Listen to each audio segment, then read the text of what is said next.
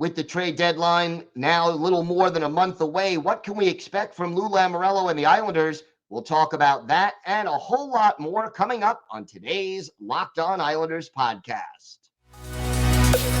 Your Locked On Islanders, your daily podcast on the New York Islanders. Part of the Locked On Podcast Network, your team every day.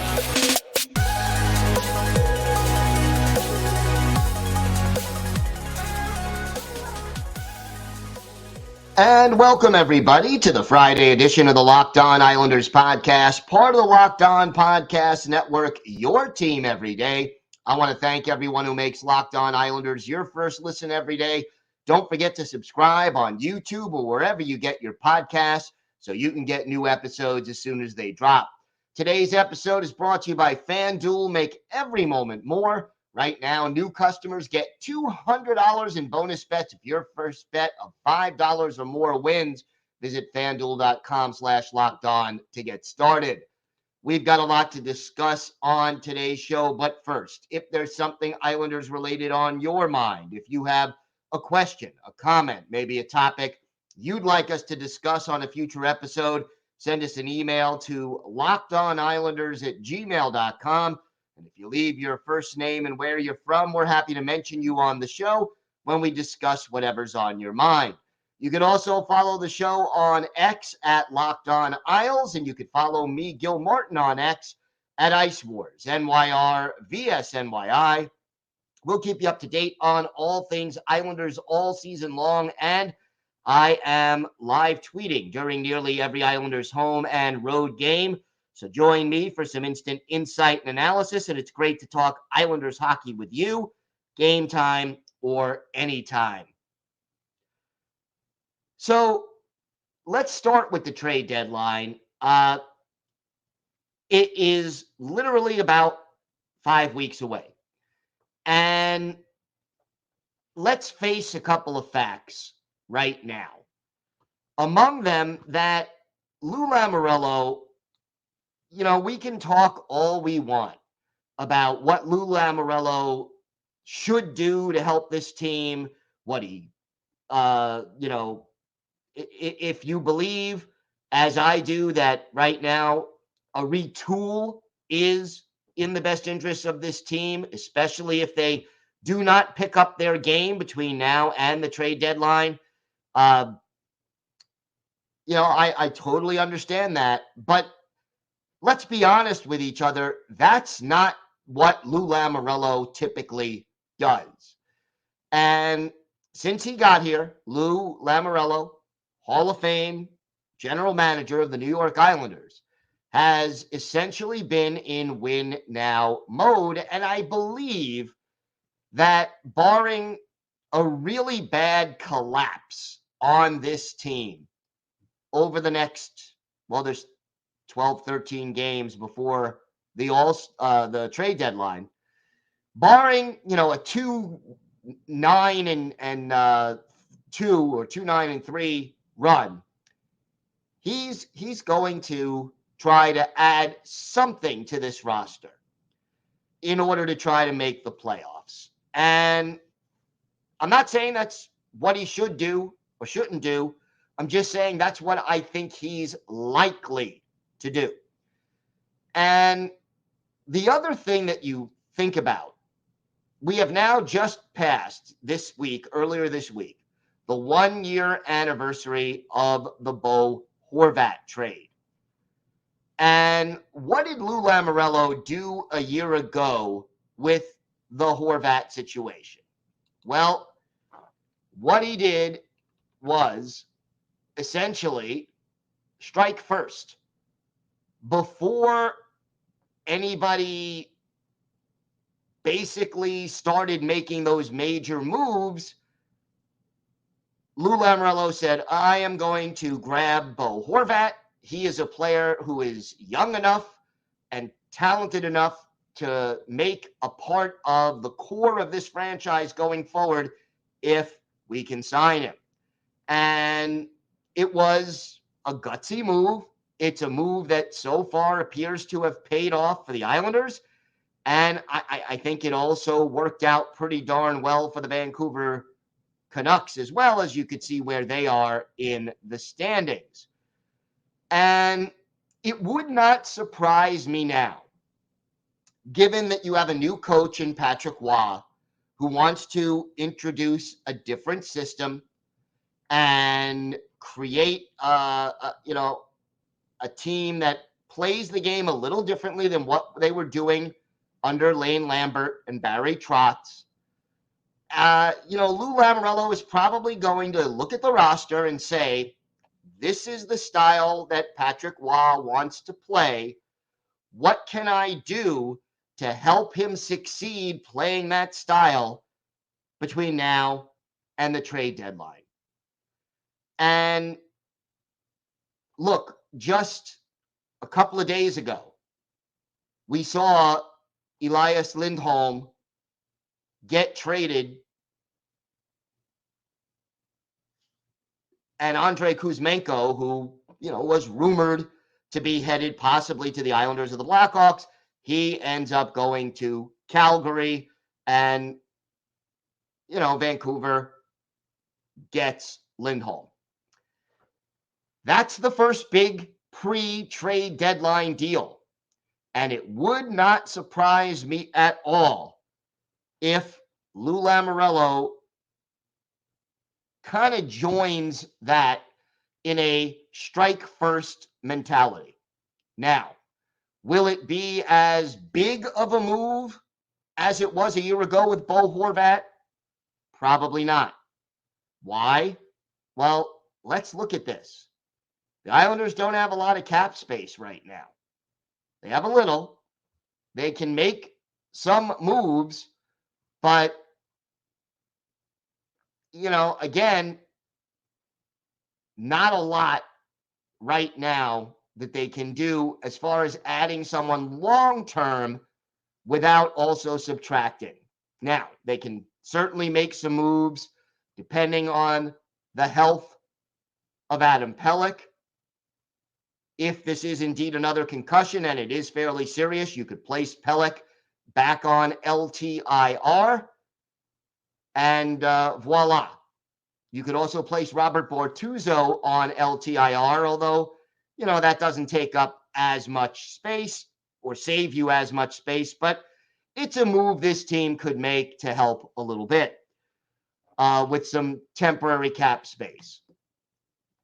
If you want to add someone for beyond this year, you're going to have to trade someone away. And that gets complicated by a lot of the contracts that Lou Lamoriello has signed veterans to, and by the fact that you've got 10 players on this team with either a no-trade clause or a modified no-trade clause. And if you're wondering, a modified no-trade clause is the player can list, in many cases, it's 16 teams or 10 teams, whatever it is. The player can list teams that they're not willing to be traded to.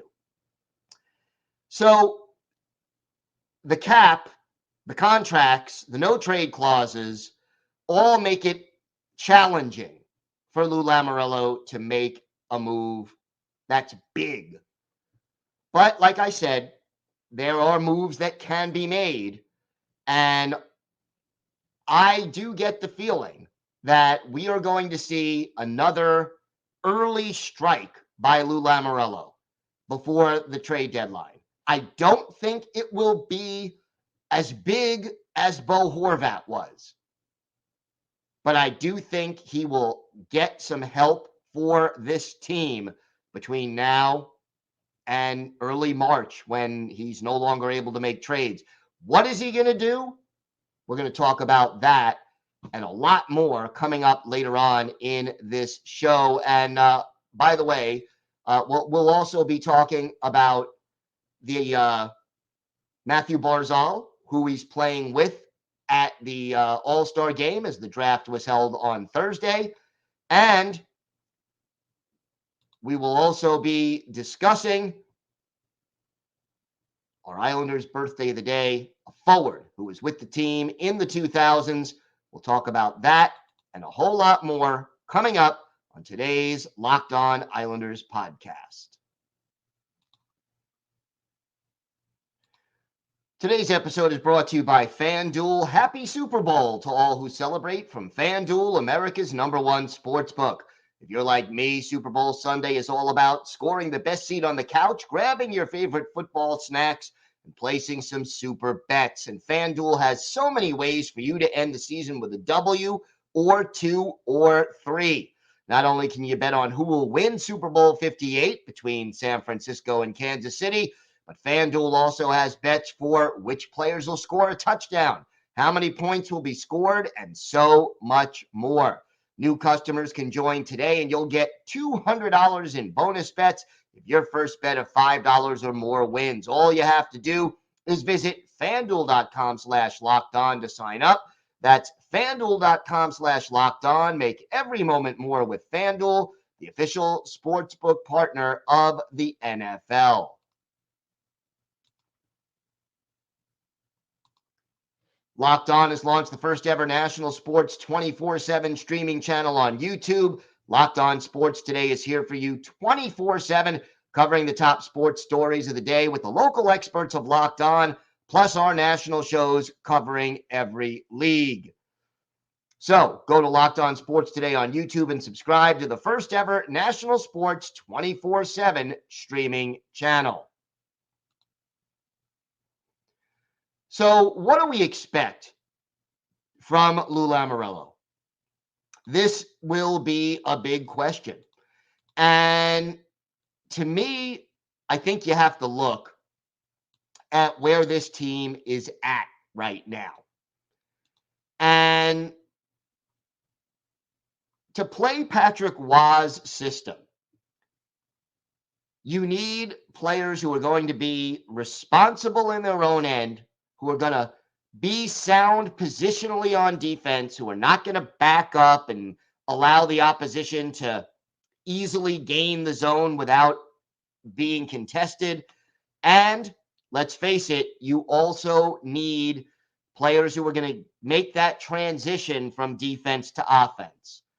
And they have to improve the penalty kill, which remains, let's face it, right now, dead last in the National Hockey League, 32nd out of 32 teams with just a 72.4% kill rate. So you then that's the big thing that Patrick Waugh wanted to work on first. And it's quite understandable. What's missing, though? If you look at the depth chart right now, what's missing are reliable defensemen who can play that style. Adam Pelech, we know, is going to most likely be missing a significant amount of time as a result of that upper body injury, which we all suspect to be a concussion. You've got Noah Dobson. You've got Scott Mayfield, although he has struggled a lot and may have some struggles with the Patrick Waugh system. You've got a steady player in Alexander Romanov. You've got Mike Riley, who it seems like Patrick Waugh isn't too sure of. He sat him out for 2 of the 4 games. You got Sebastian Aho and Samuel Bolduc. Already we know you have one left shot defenseman playing on the right side. That is a given. But to me, the thing you need more than anything right now, especially with Ryan Pollock out of the lineup, with Adam Pelech out of the lineup, with Riley being more of an offensive-minded guy than a defensive guy, Samuel Bolduc struggling at times, looking good at times, less good. Sebastian Aho limited by his size in the defensive zone. To me, adding a right shot defenseman would make the most sense right now for the New York Islanders. And again, not necessarily the easiest thing to acquire, may or may not work out, but you get the feeling that if Lou Lamoriello is going to make one move before we get close to the deadline, to get Patrick Roy immediate help. Getting him help on the blue line makes the most sense, especially with Adam Pelech likely going to miss substantial time. Ryan Pollock still on LTIR, hoping to come back later in the season, but not before the trade deadline, most likely. Hasn't even begun skating yet. You know, the more you talk about it, the more it just seems likely that that's where we need to go. And it's got to be a guy who can move the puck, who is mobile, who can do things the right way in his own zone. It doesn't have to be a big name. It doesn't have to be a huge splash. It doesn't have to be someone who is necessarily going to be part of this organization long term. It could be, but it doesn't have to be. You can grab a rental. You could grab a middle pair or even bottom pair defenseman if they're the right type of player, because you're trying to stabilize things right now and get this team to play the right way. Now, bonus points if you can get someone who either in juniors or maybe with the Avalanche back in the day is familiar with Patrick Roy's system. That might very well be helpful to the overall equation. But the more important facet in my mind is cut down on the turnovers, get better positionally in your own zone, and know that you have to clear the puck at the right time. So you're not spending 40 seconds, a minute, 2 minutes in your own zone, struggling just to get the puck out, only to turn it over, have it dump back in, and it's lather, rinse, repeat. Islander fans, we have all seen that far too often this season. And that's with, at times, Ryan Pollock and Adam Pelech healthy, with, Robert Bortuzzo healthy and Mike Riley healthy. And, it really, I think, right now, statistically, is the biggest issue this team has. We know we've got two solid goalies in Sorokin and Varlamov. We know we've got a great puck-moving defenseman in Noah Dobson, but Dauber, if we can get another puck-moving defenseman, that would be huge, because other than Dobson, I mean, Romanov has shown some flashes, and he's also, he's also paired with Dobson. Not the ideal match overall, to say he's your second puck-moving defenseman. And again, I think Aho still always going to be limited. He gives you good effort. He gives you all he's got, but his size limits what he can do in his own zone. So to me, that's where Lou will likely try to go first. Are there other needs on this team? Yes. For the long term, this team needs another goal scorer. Let's not kid ourselves about that. And as everydayers know, we've been saying for a long time now, this team needs to get younger, faster, and more skilled. But that may have to wait for the offseason. We'll see what Lou Lamoriello does. But to me, adding at least one defenseman and quite possibly doing it sooner rather than close to the trade deadline, that may very well be what we can expect from Lou Lamoriello. All right, we have got more to get to on today's show. Mathew Barzal drafted. We know who he's playing with in the All Star game. We're going to talk about that. We've got our Islanders birthday of the day, all that and more still to come on today's Locked On Islanders podcast.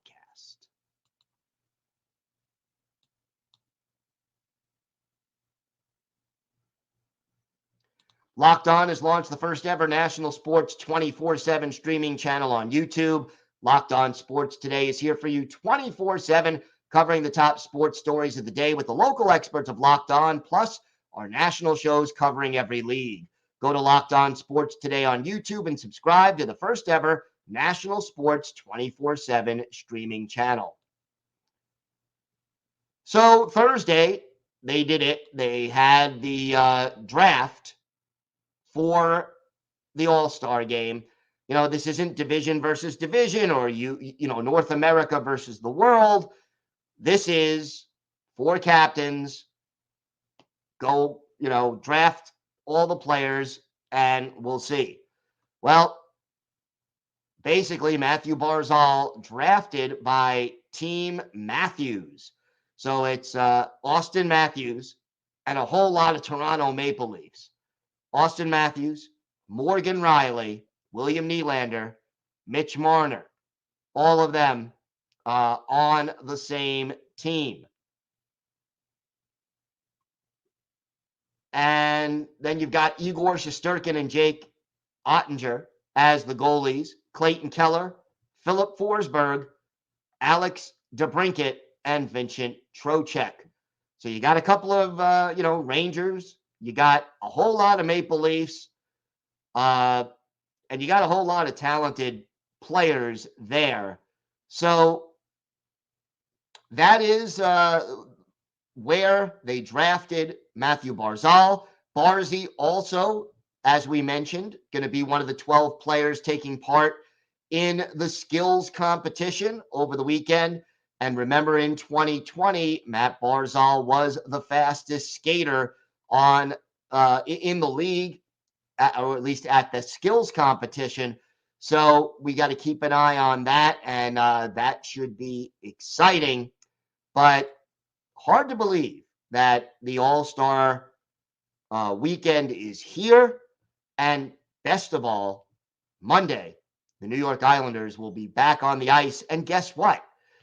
Monday, the New York Islanders will be playing against a lot of the guys that will be teammates with Mathew Barzal at the All-Star game this weekend on Team Matthews.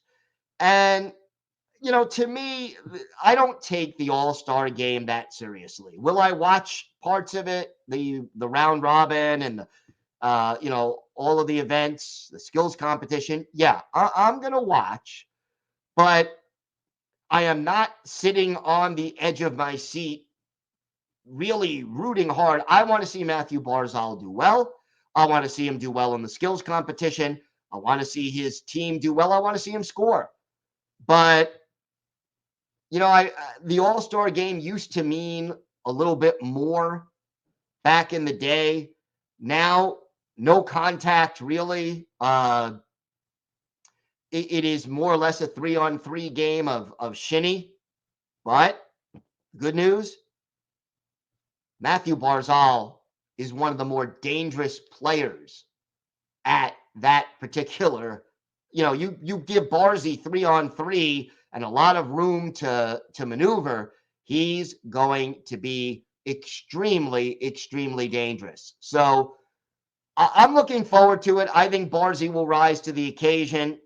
I hope that with all those Maple Leafs on the team, that whoever he's paired with 3-on-3 will at least pass him the puck, because they're going to know their own teammates a little bit better. But I get the feeling Barzy's going to have a great All-Star weekend, both in the skills competition and in the games that will be played. And hopefully he is an impact player for Team Matthews. And the other good thing, Team Matthews, basically, under the circumstances, going to have a lot of people cheering for them because, the game's in Toronto. And, oh, yeah, by the way, no John Tavares on Team Matthews. So that certainly makes it a little easier. Although, hey, Barzy and JT were teammates in Mathew Barzal's rookie season. So I don't think he would mind all that much. In fact, Barzy and John Tavares would probably have some laughs about the way the reactions that we get from Islander fans every time John Tavares comes to the island. Won't happen again this year. All right, time for our Islanders birthday of the day. And today is the 47th birthday of former Islanders winger Mark Parrish.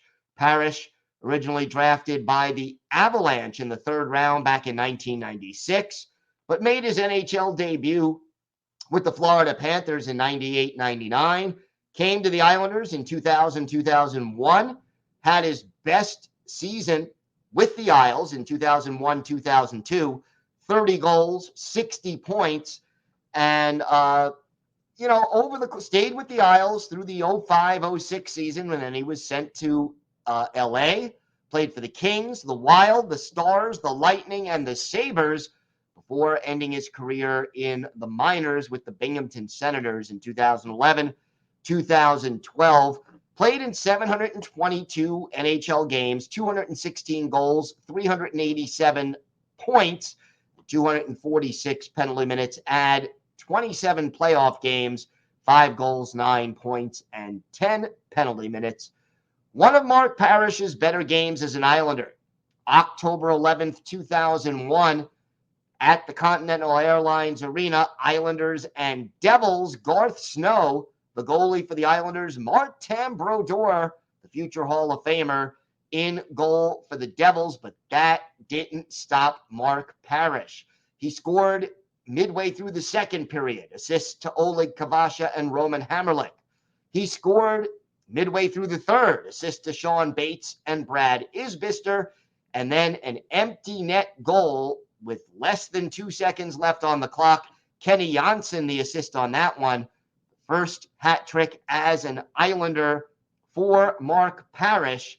And the Islanders go on to beat the Devils by a final score of 6-4. Parrish, 3 goals on 5 shots. He played almost 15 minutes of ice time. And yes, he did pot the game winner for the Islanders in this contest. So that is definitely a benefit.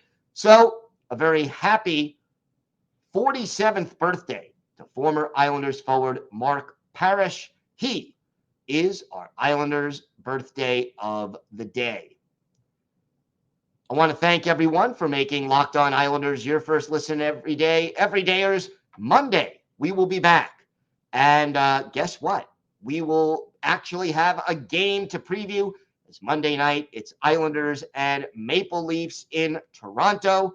So we will be ready for the return of the New York Islanders to the ice. We'll also have all the latest Islanders news, notes, and happenings.